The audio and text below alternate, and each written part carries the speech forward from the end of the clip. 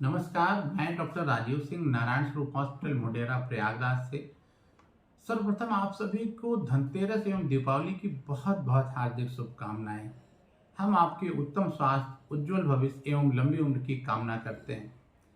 दीपावली का त्योहार आते ही बचपन से ही बड़ा मन में उमंग और जोश रहता है और सभी के मन में इस त्योहार पे अपने घर पे परिवार के बीच, अपने लोगों के बीच में मनाने का जो क्रेज है वो बहुत ही अभिभूत करने वाला और आनंदित है।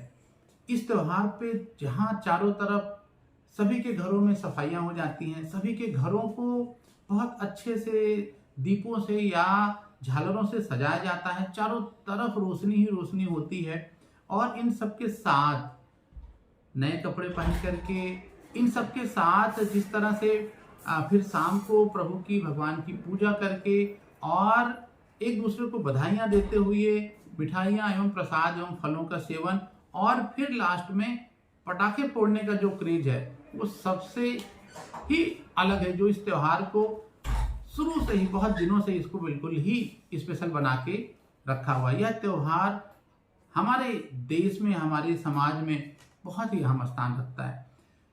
इतना स्पेशल त्योहार और इस पे कुछ छोटी सी गलतियां होने से बहुत बार बहुत बड़ी समस्या हो जाती है।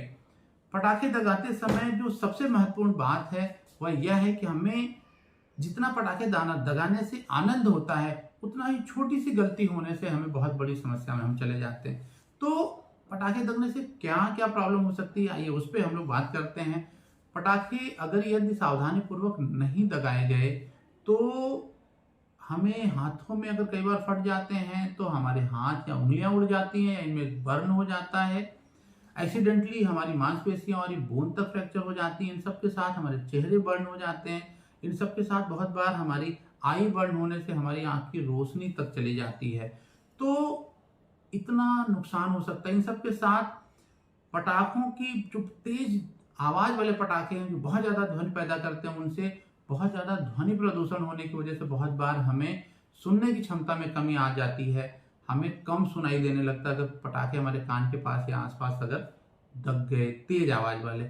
इन सब के साथ जो सबसे बड़ी समस्या इधर आने लगी है पटाखों से, वो है पटाखों से उत्पन्न होने वाले जो धुएं हैं उसकी वजह से जो वायु प्रदूषण, जो वातावरण हमारा प्रदूषित हो जाता है, जो डस्ट पार्टिकल है वो बहुत ही ज्यादा इस समय सांस के मरीजों के लिए घातक हो जाता है। तो जो कैसे हम बचें और कैसे हम सावधानी बरतें जिससे कि यह त्योहार हमारे लिए हमेशा एक आनंदमय वाला त्योहार बना रहे और उसमें कोई गलतियां ना हो, तो सबसे ज्यादा जरूरी होता है कि हम सावधानी पूर्वक पटाखे दगाएं।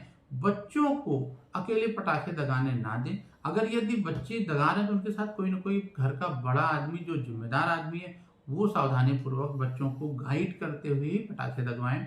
इन सबके साथ बहुत जोरदार आवाज वाले पटाखे फोड़ने दगाने से बचें। और अक्सर एक गलती होती है कि कई बार पटाखों में हम आग लगाने जाते हैं या बच्चे जाते हैं और उसकी रस्सी जल जाती है, वो नहीं दगता है, हम दोबारा प्रयास करने लगते हैं और वो अक्सर फट जाते हैं और यहाँ सबसे ज्यादा नुकसान हो जाता है। तो इस तरह के वो पटाखे दगाने से बचें जो नहीं फटते, या अच्छी क्वालिटी के ही पटाखे दगाएं जो अच्छी क्वालिटी के हों, जो इस तरह के जिनमें गड़बड़ियां ना हो। इसके साथ साथ अगर इनके से कुछ भी ऐसा हो जाता है तो तत्काल सबसे पहले अगर चेहरे में है तो सब तत्काल साफ पानी से, ठंडे पानी से उसको अच्छे से धुलें। हाथों में अगर बर्न हो जाता है तो तत्काल उसे ठंडे पानी से साफ करें, साफ करके बीटाडीन लगाएं, बीटाडीन से उसे क्लीन करें और तत्काल अपने पास के क्लिनिक या हॉस्पिटल में जा करके डॉक्टर से तत्काल इलाज कराएं। इन सबके साथ जो सबसे बड़ी समस्या है वो है वायु प्रदूषण की। जो बहुत ज्यादा धुएं वाले पटाखे हैं उनको दगाने से बचें, जिससे कि आपके घरों के आसपास इस तरह का वायु प्रदूषण ना फैले। जो घरों में अगर कोई भी सांस का मरीज है, जो बुजुर्ग लोग हैं जिन्हें दमा की बीमारी है, फेफड़े की बीमारी है या एलर्जी की बीमारी है, वो इससे प्रभावित ना हो। नहीं तो अक्सर देखने में आता है कि दीपावली के आसपास या दीपावली के बाद इस तरह के मरीजों की संख्या एकाएक बढ़ जाती है।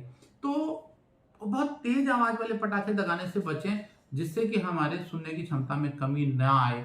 नहीं तो एक बार अगर सुनने की क्षमता में कमी आती है तो वो जीवन भर के लिए हमें अपंग बना देता है। तो ये कुछ सावधानियां बरतते हुए हम इस त्योहार को बहुत ही आनंद से मना सकते हैं।